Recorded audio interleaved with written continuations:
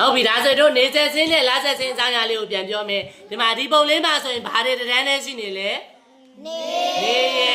လာရကဘာဒါဆိုနေရလာတဲ့အလင်းနဲ့ဘယ်ပုံကိုကြားရောက်နေလဲ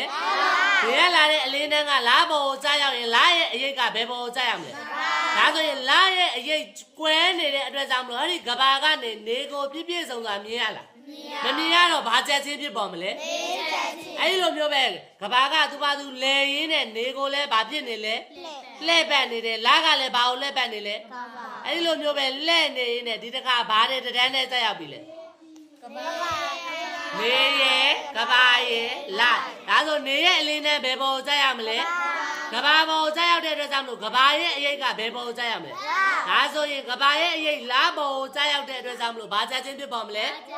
လာချက်ချင်းဖြစ်စဉ်ဖြစ်ပေါ်တယ်ရမလား